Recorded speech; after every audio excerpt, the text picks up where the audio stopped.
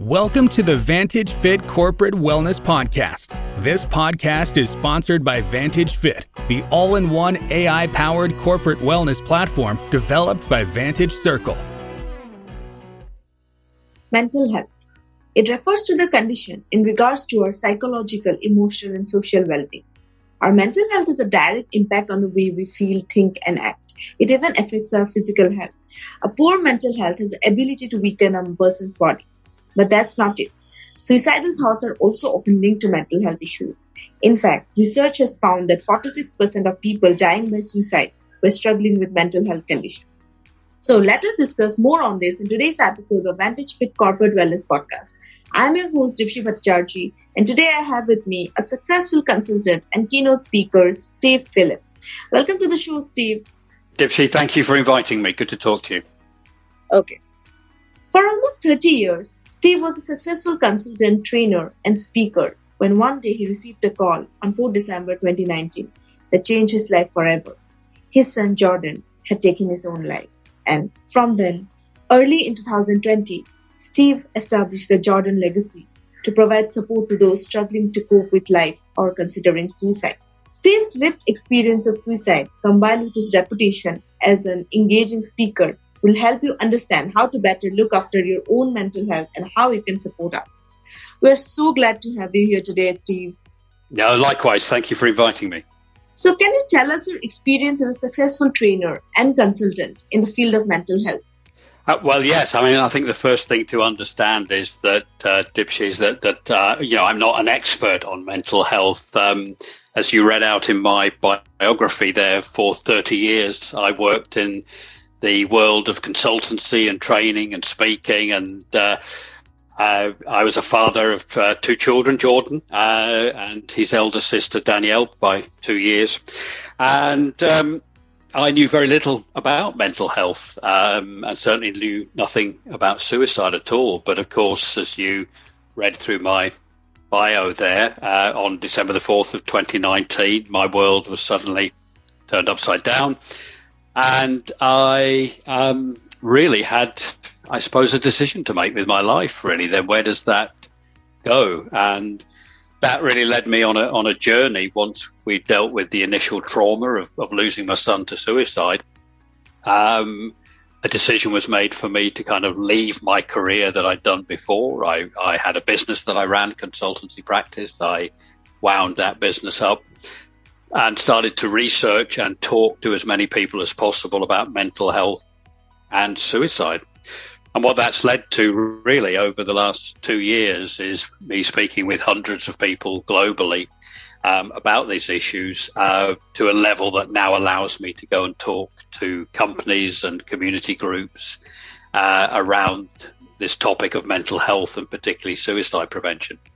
So as you mentioned, doing research on mental health issues and talking to people about the same, how much do you think this topic of mental health has gained prominence in today's world? I think it has. I think we've moved forward. If you think certainly in the UK, 20 years ago, we struggled to use the word cancer as an illness. No, everyone would refer to that as the big C. Nobody liked to talk about it. And I think we are now in a similar position with mental health. For a long time, there was a huge stigma around mental health, and there still is. But I think that topic has started to be opened up in the media and in workplaces to a much greater extent. I think we still have a real struggle with suicide. I think people are struggling to talk about that in a very open way. And I think that's the next kind of logical step forward, really. Yes, since the pandemic has taken over, most people are working from their homes, and many people are struggling with their mental health issues, especially because of the social isolation, and they not been able to express themselves up. Even in the last 2 years, we have seen a huge rise in suicide rates all around the world. I think so. I think the official statistics on suicides will still not show, certainly in the UK, that there has yet been a significant increase in suicides. Now that many experts believe is because we don't yet have the data. One of the issues, of course, is that many people have been restricted in their jobs due to lockdown and COVID, and that includes coroners who at inquest determine whether someone has died by suicide. So many coroners' reports are several months behind at the moment. So I think we're waiting to hear what the true results are through 2020 and into 2021. So next year's data will be interesting. But I think generally, what we're finding is that, and you described isolation, and loneliness we know is a key factor for many people in suicide. We also know that financial issues can also cause people to feel high levels of anxiety and hopelessness. And we know many people have lost their jobs or been put in very difficult situations because of COVID. So I think we will see in the next few years really what the true cost of COVID has been to the mental health of society globally. So as we discussed about social isolation and loneliness due to lockdown and how they cause feelings of anxiety in certain people, do you think a person struggling with mental health issues will feel a lot more relieved if they have someone to open up to? I think there's enough evidence out there now to really be very clear that talking is very, very important, and being able to express what someone is feeling. That there's kind of a challenge with that in some ways is that men in particular are not very good at talking about these issues. And we do know that out of all suicides, 75% of those are male. But I should say that actually more women attempt suicide and suffer depression than men do. But it's actually more men that die by suicide. But talking, we know, can have a major impact. It doesn't prevent all suicides. It doesn't mean that if you talk that someone won't take their own life, but it definitely helps significantly if people can talk. And there's obviously significant evidence and research about this now. Yeah, and even in terms of opening up, I think there's a difference between how introverts and extroverts deal with mental health. Like extroverts, they find it a little easy to express themselves to people, right? They have friends, they have people whom they can share things with. But when it comes to introverts, they will rather deal with the stress themselves than telling it to anyone. And that causes a lot of trouble, right? Yeah, it's interesting. I haven't ever really thought about it from a point of view or perspective of an introvert or an extrovert. I think one of the challenges with mental health, particularly depression, is that even someone who has been an extrovert in their life, if they're experiencing depression, I would imagine that they become much more introverted and less likely to communicate. So I think we could argue that in cases where mental health is the issue around suicide and depression in particular, that it's more likely that people in that situation are going to be introverted rather than extroverted. Now, of course, we have kind of personality disorders and all kinds of different mental health illnesses, and we have people that can go from being manic to depressive as well. So is that extrovert or is that just a manic behavior? I think that's an interesting question I hadn't considered before, but that's kind of my initial views on that question. Yeah, so like you mentioned, right, just before, that men are like more into they commit suicide and women are also there. But then I think there is a stigma around the fact that men cannot, like they have to portray themselves as someone very strong, right? So most of the times they suppress their feelings, even if they're dealing with a lot of stress, they try not to show it, right? So do you think that can be the reason? Yeah, absolutely. I think we know that typically the issues with most men, and this goes back generations and to our ancestors really, is this belief that as a man, even in the changing world that we live in now, in the changing societies, as a man, my responsibility is to be the provider, to be the leader, to show strength at all times, and by showing any kind of weakness or vulnerability, then that's not a good thing. So I think, this is a cultural thing that men have experienced for generations, really, that hasn't changed significantly. So, I think there is that consideration. There's also the other consideration regarding the social networks that men and women have. For example, women's social networks will tend quite often still to revolve around the family and children and conversations there that will be much more open about family life and the stresses and strains of that, where men will typically, certainly in the UK culture, will go out for a beer in an evening and they'll talk about the football and talk about other manly things that you're supposed to talk about. And I do remember recently talking to a lady who said, her husband went out with some friends one evening and they were friends who they knew the wives and everybody. They all mixed in social circles as well. And she came back and said, how was Dave? And said, Dave was good. Well, how's Mary and the children? He said, I don't know. I said, well, did you not ask the question? Well, no. He said, well, what do you talk about when you go out? So, well, we talk about football and, we just don't talk about families and all that kind of thing. So I think the social structure of women's networks are very different, and they allow possibly for more open conversations to take place. Exactly. The social structure has molded us in a way as men and women that even if we want to surpass it, we cannot. Like, if a man is willing to share his emotions, there might be a feeling of embarrassment or the fear of getting mocked. And not only this, there is a big stigma surrounding the mental health concept anyway. Like, for example, in our society, if a person is struggling with mental health, that person will be viewed as someone who is mad or crazy. And in fact, this particular society structure, culture leads to most people hiding their issues or keeping it to themselves just to avoid getting embarrassed for the same. Yeah, I mean, the understanding of mental health, different cultures, of course, are dealing with this topic in different ways. And, I've been fortunate to be able to speak with a lot of people from the Southern Asian communities, particularly here in the UK and overseas, about the stigma around mental health. One young lady from a Southern Asian culture that I spoke with last year who said she was taking antidepressants for her anxiety and depression. And her father, will say to her regularly, why are you taking those? Why are you taking those tablets? It's not what we do.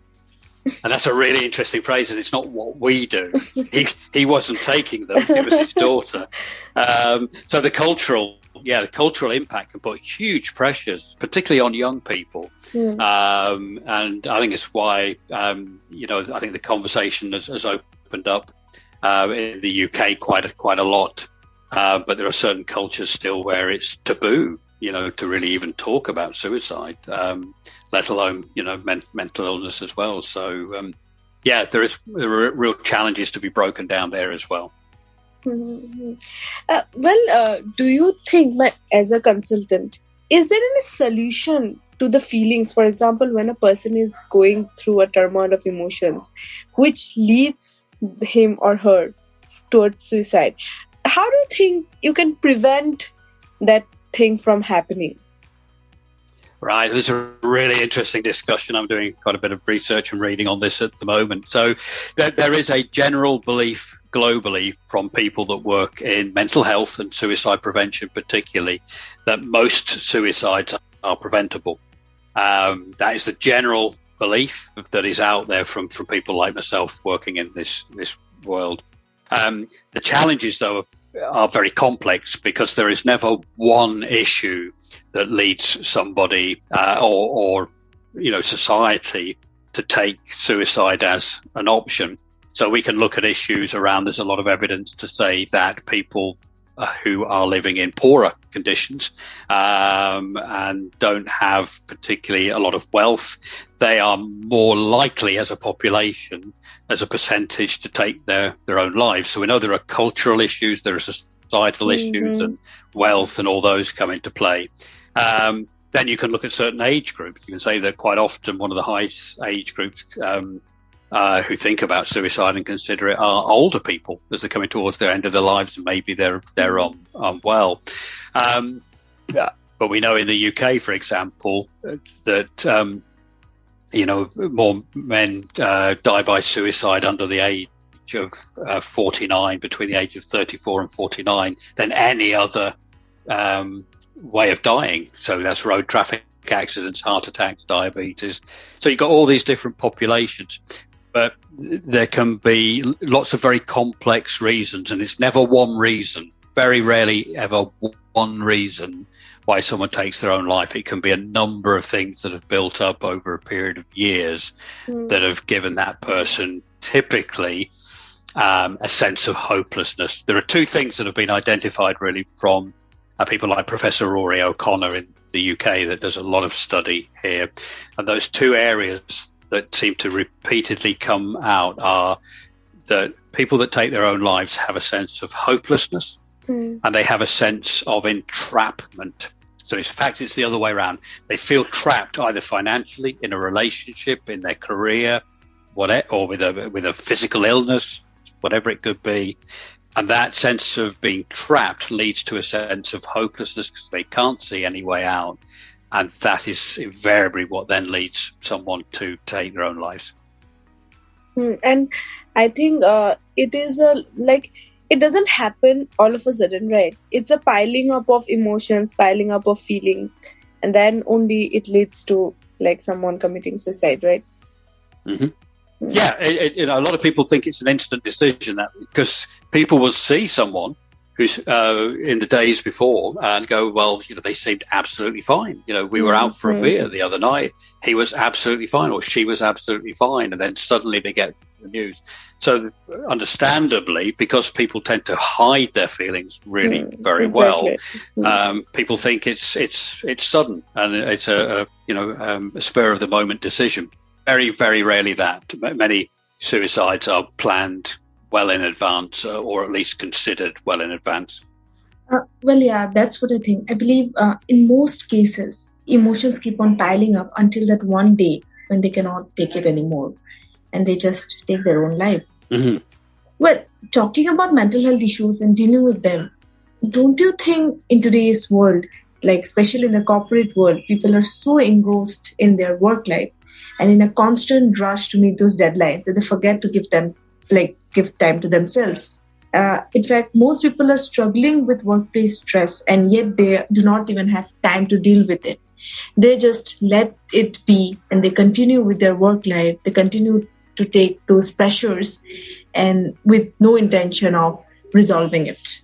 Well, I think it's interesting, workplace mental health, because I think a lot of companies are now looking at this very seriously, and because of lockdown, where people have had to work from home, this has added additional pressures. So if you think of the COVID pandemic and say, what kind of additional anxieties has it presented? Well, for some people, working at home has been really, really good. For other people, it's been really difficult because they've had to really live at work. They're trying to look after children, they're trying to work and do all these things. But then as people are returning to work now, a lot of people have a fear of being in an office with people that might have the COVID virus, or getting on a train, or in London on a tube train, or something like that. So you've got different kinds of anxieties building up with people. You've had people during lockdown that have maybe lost loved ones who have died, sometimes from COVID, not being able to attend funerals.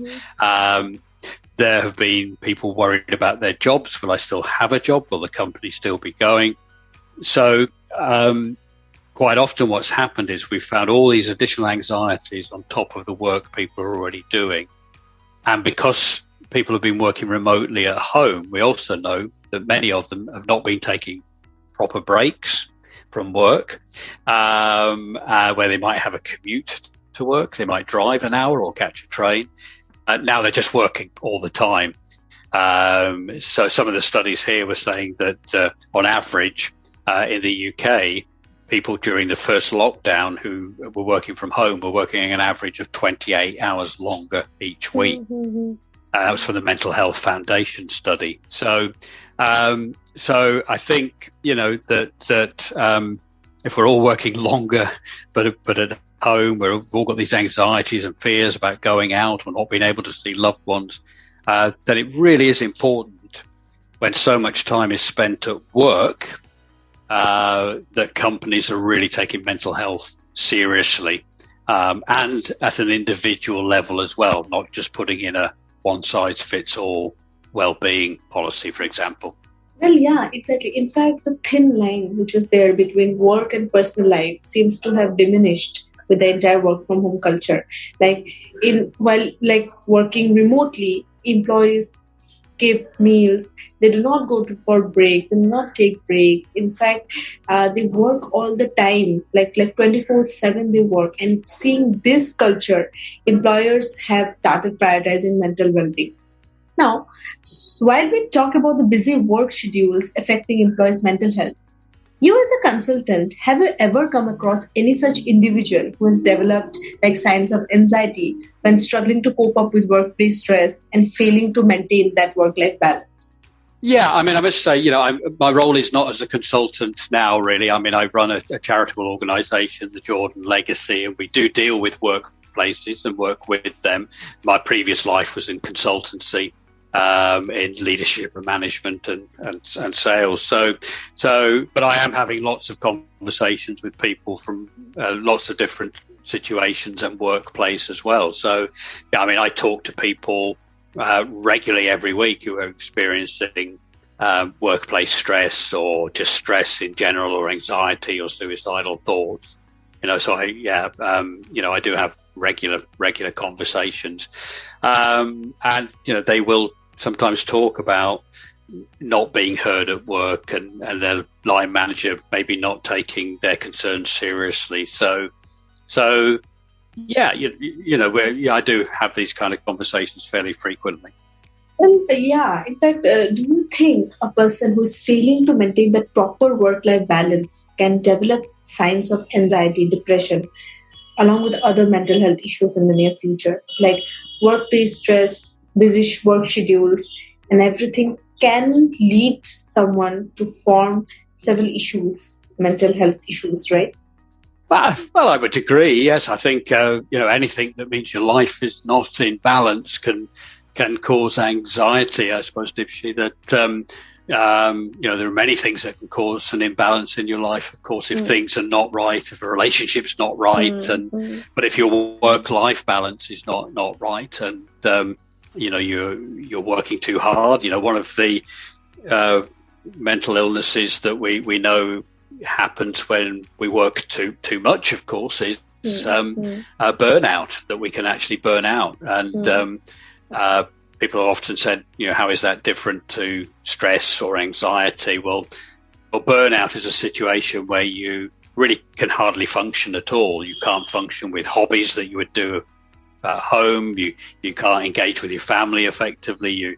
You really are just struggling to do any kind of normal work function at all. And that usually comes from long-term stress that's not being dealt with and built up over a period of time. So, definitely work-life balance can have an impact on your mental health. Yes, and employee burnout has seen a rapid rise since the time work from home has started, has become a mandate, right? Oh, yeah, it's been huge, hasn't it? We've all been forced to work from home because of the traveling restrictions and lockdown restrictions. So, yeah, and as I say, for some people, that's been a really good thing. People have really quite enjoyed it. And I think many companies have identified that it is possible to work in that way. And I know some companies in the UK who have significantly reduced the size of their offices and decided that the long-term future, whether COVID is here or not, is flexible working now. So we know that's already happening with some companies. But yes. Yes, flexible work culture is all fine and good. But don't you think a complete work from home will negatively impact a person's mental health? When we go to the office, we interact with our colleagues, we socialize. But when we're working from home, we're just stuck in one room and we're just working all day like a robot. So I believe there should be a mixture of both. Don't you think so? Yeah, no, you're right. I think you see, one of the challenges is even if you believe, I enjoy working from home, as human beings, we're social animals where we like to engage socially. Very few of us are really introverts in the true sense. So even though we might like the idea of working from home, clearly we're not having that engagement face to face around a table, having a cup of coffee at a break time, and socially engaging, with our colleagues at work. We might see them on Zoom, but that's very different. It's very organized. It's a period of time on Zoom where you're interacting maybe one-to-one, even in a group situation. So what we're missing are many of the social cues that we need as human beings. Now, that can lead ultimately to a sense of isolation and ultimately, I suppose, loneliness for some people as well. Yes, well, work from home comes with its own share of challenges as well. So now, when you say that you have consulted or have dealt with a lot of individuals like struggling with workplace stress and like similar issues, have you found anything common in all these individuals? No, I wouldn't say I've seen many different situations, and I think that's what employers have to recognise, that there is people have all dealt with the COVID period and lockdown and the work-related stress in different ways, it's not enough for a company just to say we've got this well-being policy or strategy. Here it is. It's kind of one size fits all for everybody, because everybody has experienced the last 2 years in a very different way. There was a saying I heard last year, I think it was, where somebody on national TV had said, might have been a politician, I can't remember, that we're all in the same boat here. And somebody argued and said, no, we're not. We're in the same ocean, but we're all in different boats. Yeah. And that's really true, isn't it? So no, I haven't seen one thing in particular. It's been lots of different responses from different people to, as I say, for some people who've enjoyed working from home, some haven't, some that are fearful about, going back to work in an office environment. Will my company have put the right measures and health measures in place? Will my colleagues adhere to the rules and social distancing? What if I get on a train and I'm sitting next to somebody who might have COVID? The list is endless of things that have really concerned people in the last 2 years. Mm-hmm. Now, talking about employees struggling with their mental health, what do you think employers or leaders can do to help them deal with mental health issues efficiently, to help them recover? Yeah, I mean, that's a kind of a big question, isn't it, really? Lots of the things. I think, firstly, it's important that the leaders of the business, from the CEO at the top of the company, takes responsibility for this. If it's only driven by human resources department, that's not enough. That's a lot of pressure to put on an HR department. So we first of all need leaders to take responsibility for this, and many of those have been affected, of course, by what's gone on. The second thing is that it's not about policies and procedures. It is about a culture of well-being and how you change the culture of how managers are trained to have conversations with their employees in a different way, maybe to what they've done before. Quite often managers are very good at managing projects and tasks. They're sometimes not very good at managing people and having difficult conversations with people. The culture of the way people work. We have a society, certainly in the UK, that suggests in the Western world that we work kind of 9 to 5. Those are the hours. We all go to work at the same time in our cars or on the train, and we all come home at the same time. We need to look more at the way we work that suits both the company and the employees. So one of the ways you can do this, of course, good leadership is about having those conversations with employees that are very open and honest. The company has goals, has objectives it needs to achieve. Employees equally have goals and objectives they want to achieve in life. So I think what we have to start having is more conversations with management and employees about what will work best for all concerned. We know the evidence; it's massive over here. The financial company Deloitte, I know, have published a couple of big studies on this in the UK and globally, and the evidence is there that for every £1 that is spent on employee well-being, where those companies have done it correctly, they will usually see a £5 return for every £1 spent on employee well-being. Okay. Yeah. So the numbers financially stack up for companies as well. So it's in their interest to ensure employees' mental health and well-being is in good shape. I think, like, even organization, most companies all around the world are very concerned about the mental health well-being of their employees. So they are doing a lot of things, right from holding wellness programs to opening up to having a one-to-one conversations with their employees, or taking their feedback, asking them what's going wrong or what's going right. So I think that is the key. Conversation is the key, I guess, right? Communication is what matters the most. Yeah, I think that's a really good point. Channels of communication are really, really important here. Let's start having conversations with people about, what they need to feel, a term that we use, to feel psychologically safer at work. Yeah, exactly. So, would you like to share something more about your journey in the field of mental health, and how has it been?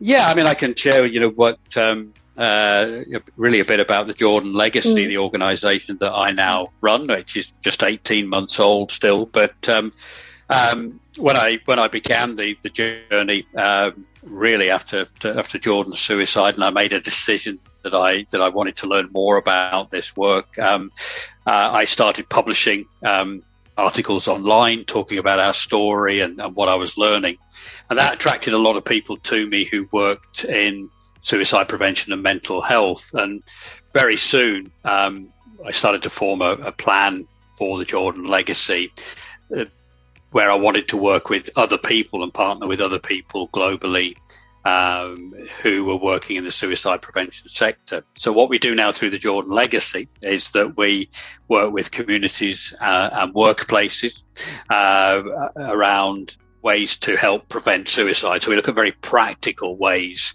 For instance, we might work with a construction company or the highways agency to look at what they're doing in practical ways to prevent people accessing bridges and buildings and places where they might choose to take their own lives. We're working with the digital community to look at apps and technology that is already being used to help prevent suicides, but also those apps and AI technology that's been worked in other industries, how that can be applied to suicide prevention. We'll talk to football clubs, we'll talk to community groups about the issues that they are seeing within their groups with people's mental health. And some of the workplaces now I go in and deliver talks to on this subject to help kind of open up the conversation.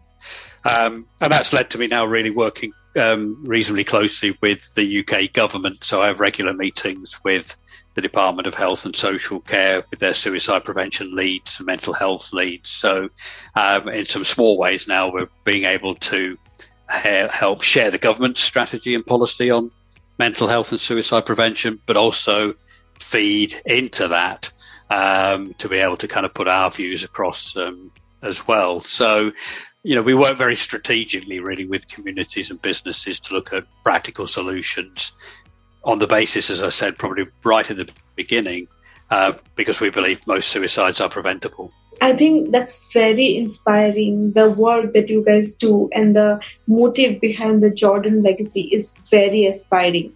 Like supporting people cope with their hard phase, the difficult phase they are in, and making them value their life is what the entire world needs at the moment. But yeah, and that's what our goal is. If we can save one life, then we're successful in what we're doing, and that's really what we're about. We know we can't save everybody, but for each life saved, that's a victory, and we keep going forward. And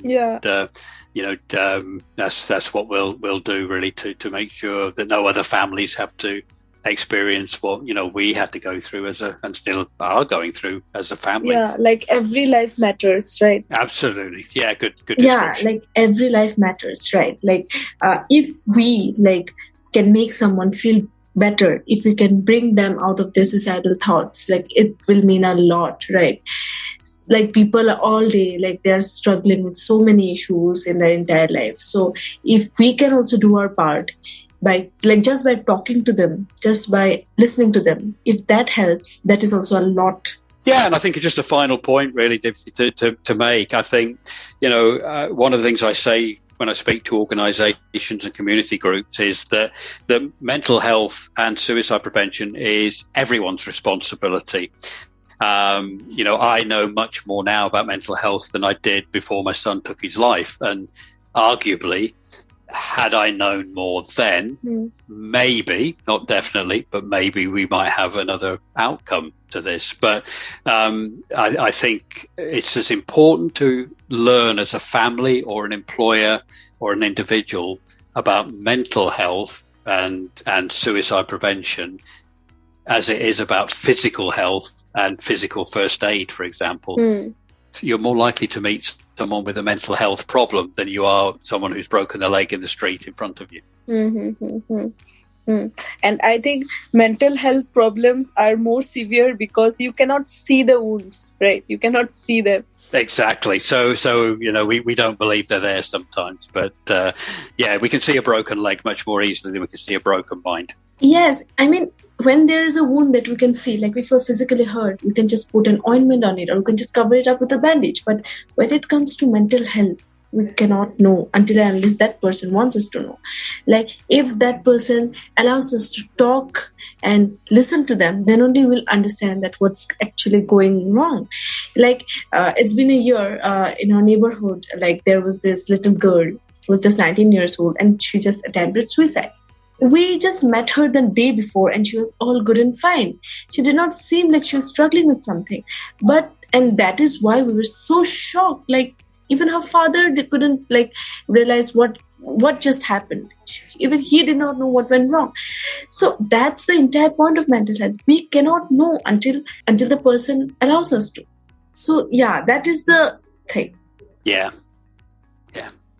And this is why it's so shocking, isn't it? Because, you can see someone one day who seems to be absolutely fine and the next moment, this has happened. And that's why it's so shocking with almost every other illness other than, say, a road traffic accident or an accident of some kind. Any other illness, you almost have time to prepare. And quite often you do. But with this, often you don't. And that's one of the most shocking things about it, I think. Yeah, and once it happens, it just happens. There's nothing any of us can do about it. Yeah, absolutely. So with this, we come to the end of the session. It was great having you here, Steve. So would you like to share something with our listeners? Something else? I don't know. What else would you like me to share? Anything, any kind of suggestion or advice, anything which is relevant, yeah. Yeah, well, I just think, two things, I suppose, really. One is that if you are struggling yourself, there is no shame in talking. I think it's really important to talk. But one of the most important things we must do if someone is struggling is be a really good listener. One of the things that I've learned a lot is that when people consider taking their own lives, most times they don't want to die. They simply want a solution to the pain that they're feeling. And one of the ways we can help do that is by listening properly to what that person is saying. Not try and fix them. We might need to signpost them to a doctor or some other help of some kind. But the most important thing we can do is listen. So I think we all need to become, as a final point, really, Dipsy, we all need to become better listeners. That would be my message. Yeah, that's a very good point, actually. Most of the people in today's world, they just listen to speak. Absolutely. They are waiting for their chance to speak up. Nobody listens to you for real. They are just waiting for their chance to speak up. That is all. Yeah, very, very true. We often say people are listening with the intent to reply. Exactly. So it's very difficult to converse with such people who are just waiting for their turn to speak up. So, yeah. And I think that's most of society there as well. So, yeah. Dipsy, it's been really good to talk to you. Thank you for inviting me along today. I hope that's been useful for your listeners. Yeah, it was really great talking to you. Would you mind telling us, if our listeners want to reach you, how would they be able to? Yeah, well, we've got some really useful resources on our website under the help menu. And the way to find that is thejordanlegacy.com. Okay. Jordan is spelled Jordan, so it's thejordanlegacy.com. You'll find all about our work on there and Jordan's story, and also in the help menu at the top of the page are lots of resources around support and help and information concerning various different types of mental health issues and suicide prevention as well. Thank you so much for sharing this with us, Steve. It was really great having you here. In fact, it was very insightful for me, and I'm sure for all our listeners as well. Thank you so much. Have a great day ahead. Bye-bye. Absolutely. Thank you, Dipsy. Really good to talk to you. Take care. Bye-bye. Thanks for listening to Vantage Fit Corporate Wellness Podcast. Please do subscribe to Vantage Fit Corporate Wellness Podcast on Apple Podcasts, Spotify, and our YouTube channel for new episodes.